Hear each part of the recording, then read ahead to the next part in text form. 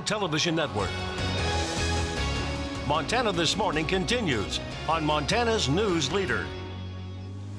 This morning, members of the Senate will begin reading the supplemental FBI report on allegations of sexual misconduct by Supreme Court nominee Brett Kavanaugh. I'm Laura Podesta. I'll tell you when the key procedural vote on Kavanaugh is scheduled.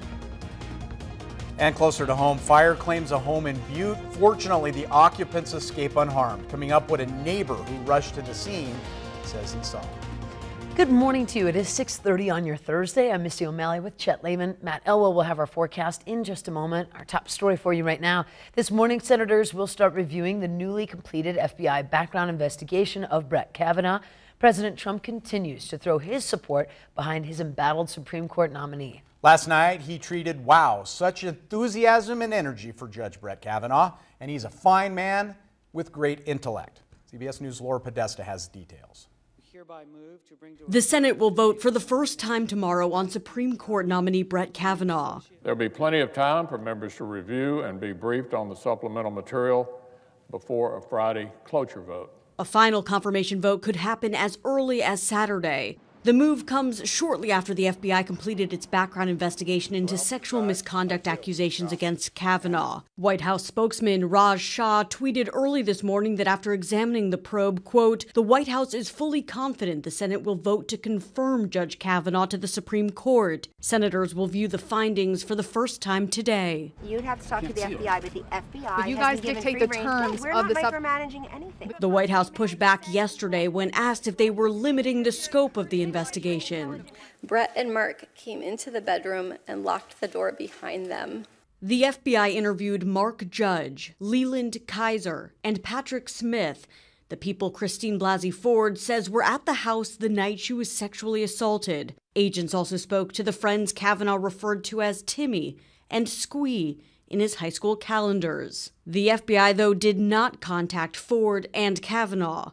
Ford's attorney said in a statement, quote, "Those directing the FBI investigation were not interested in seeking the truth."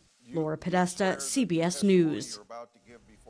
By the way, the new FBI file on Kavanaugh now in the hands of the committee. Committee source says it was delivered in a sealed box 2:30 this morning Eastern time. Said it was placed in a vault. Already holds Kavanaugh's 6 other background investigation reports.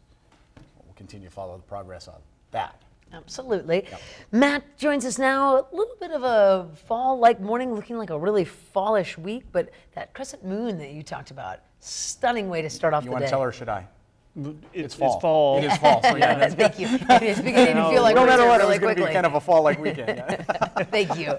It certainly will feel like fall. Yeah, or temperatures winter. Right now, maybe a little bit reminiscent.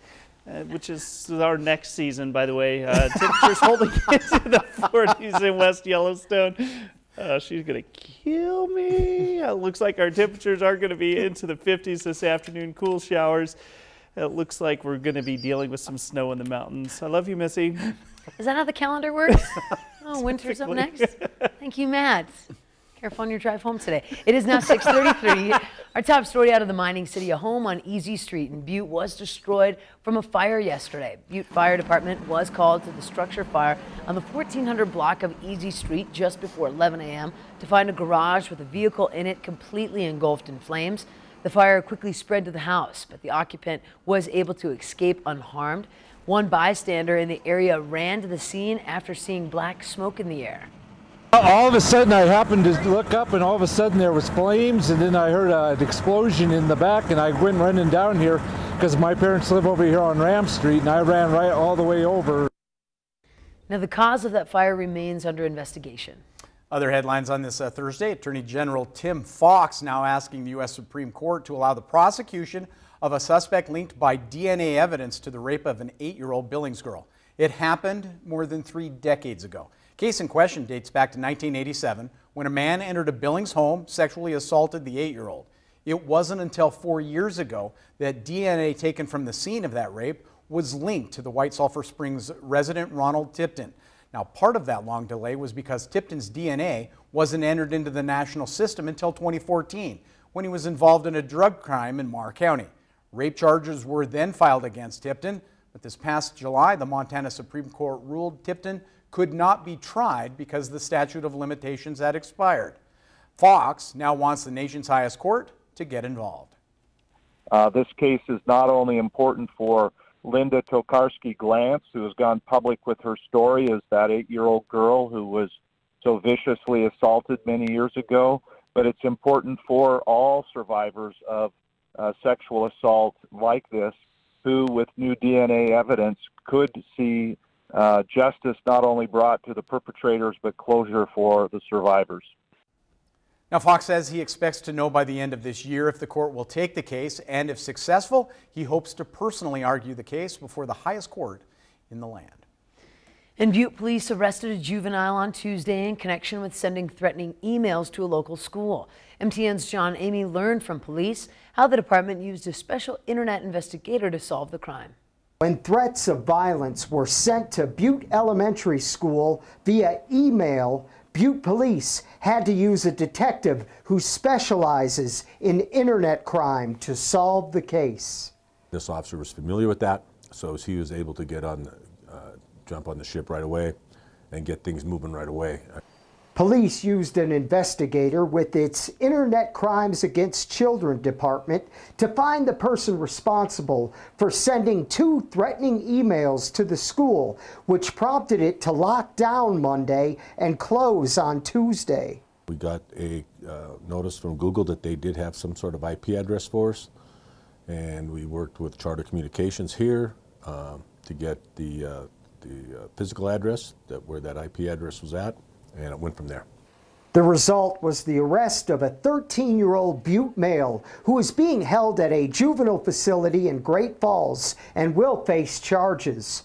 Police don't have a motive for this threat. This day and age, you got to treat almost every threat as credible. You investigate them all that way. You're not going to take a chance with the lives of our students or the lives of our children or our teachers. Police commended the work of the investigator, the school, and the school resource officers in this case, and say students are safe to continue school this week. In Butte, John Amy, MTN News. Police are not identifying the boy that's been accused of sending those threats. They do believe he acted alone. Well, there's an effort to revitalize Belgrade, highlighting both long-standing and newer businesses. MTN's Mallory Peoples shows us 2 of those businesses. Traffic is constantly moving through downtown Belgrade, but there's an effort to have people stop and stay a while. You know, in the last 8 years, we've seen a lot of places just kind of pop up and then disappear, and then a lot of empty spaces as well, but now they're filling up. The Spotted Horse Cafe has been around for more than 2 decades. Serving coffee, food, and conversation. Next door, in the old fire hall, a newer business has taken shape. Realignment offers mind and body wellness through a number of practitioners, everything from energy healing to physical therapy, dietitians, and more. Super sleep deprived, 1 hour in here is compared to 4 hours of your REM sleep. The float tank is a sensory deprivation machine filled with 900 pounds of salt. Water is set at your body temperature, offering relaxation of muscles and mind. They'll come out and they'll say, you know, I felt like I was in space, just like totally out of mind, just floating in space. In an effort to remind folks of what this town has to offer, the Belgrade Community Coalition has started a campaign called Belgrade. Cultivate a stronger sense of community in Belgrade, and we hope that by doing that, then people feel proud to live in Belgrade. Even if they're still learning what's here. When they come in and learn about everything that we have, it's like, that's so cool that you have so much to offer in such a small little town. And we don't have to go out to Bozeman or Billings to find this, and it's just right here. Whether it's calming down or perking up. Belgrade's kind of making a change for the better, I think. Reporting from Belgrade, Mallory Peoples, MTN News. By the way, that Belgrade campaign started this summer. I feel like you gotta say Belgrade. Great. There you go. Right? In other news, Medicare recipients in Montana are getting new Medicare cards in the mail as the federal government addresses the danger of identity theft. Yeah, in this week's Fraud Watch, MTN's Jonathan Ambarian looks at what you need to know about the switch to the new card. For decades, Medicare cards have shown a person's social security number. Jeff Hinson, a regional administrator with the Centers for Medicare and Medicaid Services, says that's always led to concerns about identity theft. People would call up and say, hey, can you remove my Social Security number from the Medicare card? We've never been able to do it. But in 2015, Congress approved an overhaul of the Medicare card. Starting September 17th, new cards without the Social Security number are being mailed to more than 200,000 Medicare beneficiaries around Montana. Hinson visited the state last week to explain the changes. The new cards will feature a unique new number. Basically a combination of letters and numbers that cannot be distinguishable and cannot be identified to you. Once you get the new Medicare card, it's immediately ready to use. You should securely destroy your old card. And I mean by that, shred it. Just don't throw it in the garbage.